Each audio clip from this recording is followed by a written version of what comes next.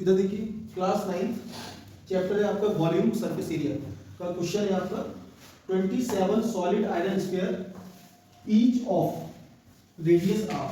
27 छोटे छोटे स्फीयर है आपके पास, ठीक है 27, और रेडियस आर दिया है, सरफेस एरिया दिया है S, surface area each of surface area आपको दिया है एस, ठीक है। Are melted to form a sphere, ठीक है। 27 छोटे छोटे जो स्फीयर है उनको मेल्ट करके एक बड़ा स्फीयर बनाया गया है, ठीक है। बड़ा स्फीयर बनाया जाता है तो क्या होता है, उसका सरफेस एरिया जो है एस डैश है। जो बड़े वाले स्फीयर का सरफेस एरिया वो क्या है, एस डैश, ठीक है। आपको फाइंड करना है radius r dash of the new sphere. जो नया स्फीयर बनेगा उसका रेडियस फाइंड करना है, उसको हम क्या बोल रहे हैं, आर डैश, ठीक है। और सेकंड पॉइंट है आपका ratio of S and S dash. S आपका क्या हो गया, जो छोटे छोटे स्फीयर है उसका सरफेस एरिया एस है, और जो एक बड़ा स्फीयर बना है उसका सरफेस एरिया कितना है, एस डैश है। तो दोनों के सरफेस एरिया का आपको रेशियो निकालना है, ठीक है। तो क्वेश्चन को समझिए, क्वेश्चन को पहले अच्छे से समझिए। 27 आपको दिए हैं, छोटे छोटे स्फीयर दिए हैं, ध्यान से देखिए। ये 27 स्फीयर है आपके पास, ठीक है। ईच ऑफ रेडियस आर है and each of surface area S है। बात समझिए, ये छोटे छोटे मान लो 27 स्फीयर है, ईच ऑफ रेडियस आर है और each of surface area S है, ठीक है। अब इन सबको क्या किया, मेल्ट करके एक बड़ा सा स्फीयर बना दिया। मेल्ट मतलब समझिए, पिघला के इसको एक बड़ा स्फीयर बना दिया, ठीक है।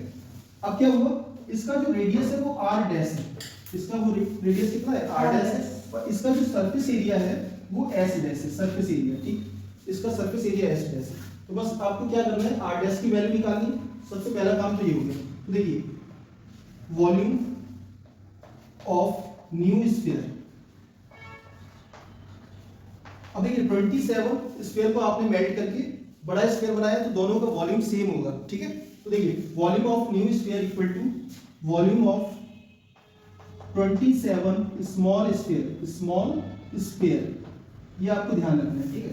तो फॉर्मूला आपको ध्यान होगा, वॉल्यूम ऑफ स्फीयर क्या होता है, 4/3 पाई आर क्यूब, ठीक है। तो देखिए 4/3 पाई आर क्यूब। अब आर की जगह पर आप क्या लगाएंगे, आर डैश, ठीक है, आर डैश का क्यूब, ठीक है। न्यू स्फीयर का रेडियस क्या है, आर डैश है।